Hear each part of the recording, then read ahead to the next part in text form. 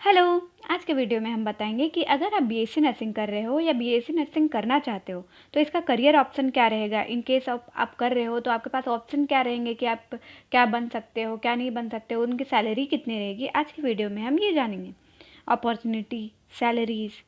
Then हम लोग आगे देखते हैं। सबसे पहले इंट्रोडक्शन में क्या है कि आप क्या क्या बन सकते हो। अपॉर्चुनिटीज़ क्या रहेगी आपका, क्लिनिकल ड्यूटी, मतलब आप जनरल कोई भी हॉस्पिटल में आप as a nursing staff join कर सकते हो। एकेडमिक मतलब आप एज अ नर्सिंग कॉलेजेस के टीचर्स बन सकते हो। गवर्नमेंट, इसमें गवर्नमेंट जॉब भी हैं बहुत सारे। एंड ग्लोबल सेक्टर मतलब इसमें इंडिया से बाहर मतलब इंटरनेशनल जॉब्स भी हैं। देन हम लोग आगे देखते हैं क्लिनिकल कैरियर में क्या क्या आप बन सकते हो इन इंडिया, मतलब इंडिया में। स्टाफ नर्स, आप स्टाफ नर्स के रूप में ज्वाइन कर सकते हो हॉस्पिटल में, जिसका सैलरी रहेगी 20K से 60K तक। मतलब आपका सैलरी इंक्रीज होते जाएगा एज आपका ग्रोथ देख के। आईसीयू और ओटी नर्स का सैलरी रहता है 30K to 60K। Community health nurse का सैलरी 25K से 60K तक जाता है। एंड होम केयर नर्स का सैलरी 25K से 60K तक जाता है, मतलब बढ़ते रहता है। 25K स्टार्टिंग रहता है, फिर धीरे धीरे धीरे 60K तक जाता है। देन गवर्नमेंट नर्सिंग जॉब, मतलब नर्सिंग से रिलेटेड गवर्नमेंट जॉब कौन कौन से होते हैं।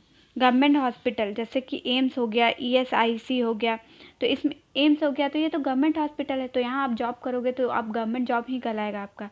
तो इसका सैलरी होता है स्टार्टिंग सैलरी 44K से 1.2 लाख तक। मिलिट्री नर्सिंग सर्विसेज मतलब मिलिट्री नर्सिंग आप ज्वाइन करोगे तो इसका सैलरी होगा आपका 56K से लेकर 1.2 लाख तक। फिर बेनिफिट्स इंक्लूडिंग जॉब्स, मतलब इसमें बेनिफिट क्या रहेगा, इसमें जॉब सिक्योरिटी भी आपका रहेगा, पेंशन भी मिलेगा। जैसे सरकारी जॉब में आपको पेंशन मिलता है, जॉब सिक्योरिटी रहता है एंड अलाउंस भी मिलता है। देन हम लोग आगे देखेंगे फर्दर एजुकेशन, मतलब आप बीएससी नर्सिंग के बाद आप क्या क्या एजुकेशन कर सकते हो। सबसे पहले तो है एमएससी नर्सिंग, मतलब किसी भी चीज़ में स्पेशलाइजेशन के लिए हम लोग को एमएससी नर्सिंग करना पड़ेगा और एजुकेशन डिपार्टमेंट में एमएससी नर्सिंग करना पड़ेगा, जिससे आप प्रोफेसर वगैरह बन सकें। फिर अगर आप जीएनएम किए हुए हैं तो आप उसके बाद पोस्ट बेसिक कर सकते हैं, जिससे आप बीएससी नर्सिंग के बराबर आ जाओगे। फिर एमबीए इन हॉस्पिटल मैनेजमेंट, आप एमबीए इन हॉस्पिटल मैनेजमेंट कर सकते हो। पीजी डिप्लोमा, मतलब डिप्लोमा कर सकते हो, पीजी कर सकते हो क्रिटिकल केयर में, न्यूनेटल केयर में, ETC आपको जिस भी डिपार्टमेंट में पीजी करना है। देन टीचिंग कैरियर क्या होती है बीएससी नर्सिंग के बाद में। ट्यूटर, लेक्चरर का सैलरी कितना होता है 30K टू 80K, मतलब 30,000 टू 80,000, मतलब 30,000 टू 80,000। फिर होता है प्रिंसिपल प्रोफेशनल रोल्स, मतलब विद एमएससी और पीएचडी जो किए हुए होते हैं, उनका सैलरी रेंज करता है 40K से 2.5 लाख तक।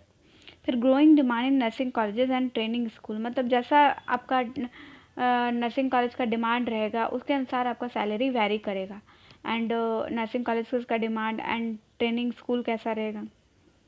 देन ग्लोबल अपॉर्चुनिटीज़, मतलब आपको इंडिया से बाहर आपके लिए क्या क्या अपॉर्चुनिटी रहेगी, कहाँ कहाँ आपको कितना पेमेंट मिल सकता है। यूके में 2.2 लाख से 3.5 लाख पर मंथ मिल सकता है अगर आप बीएससी नर्सिंग करके जाओगे तो। फिर यूएसए में 3.5 लाख से लेकर 6 लाख पर मंथ सैलरी होता है बीएससी नर्सिंग वालों का। फिर कनाडा में 3 लाख तो 5 लाख पर मंथ होता है। फिर सऊदी अरबिया में 60K, मतलब 60K से 2.5 लाख पर मंथ तक सैलरी वेरी करता है कि आप कितने एडुकेटेड हो या कितने एक्सपीरियंस है आपके साथ, इसीलिए ये सब सैलरी वेरी करता है। Then research and administration department, research nurse का सैलरी कितना होता है 30K से 80K तक वेरी करता है।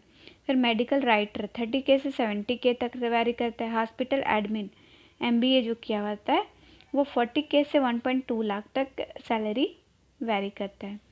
फिर हम लोग क्विक रिव्यू करेंगे कि क्या क्या हम बोले, क्या क्या आप बन सकते हो। स्टाफ नर्स 20K से 60K तक एंट्री लेवल रोल, मतलब 20, अगर आप स्टार्टिंग कर रहे हो तो आपको 20K से स्टार्ट करेगा लगभग, मतलब आपका हॉस्पिटल के वाइज ये सब सैलरी रेंज कर सकता है कि आपका हॉस्पिटल का स्टैंडर्ड क्या है।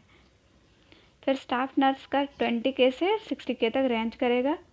फिर गवर्नमेंट नर्स का होता है 44K से स्टार्टिंग होता है और 1.2 लाख के तक जाता है। स्टेबल एंड, और इसमें स्टेबिलिटी एंड सिक्योर भी रहता है कि आपको जॉब जाने का कोई खतरा नहीं रहता है, स्टेबिलिटी भी रहता है।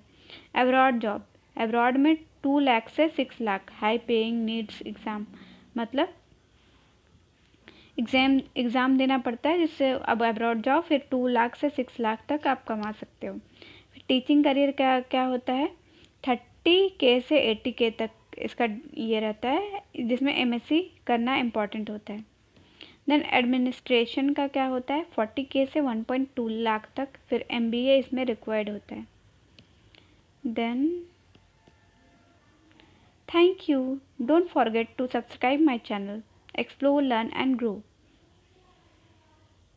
Thank you.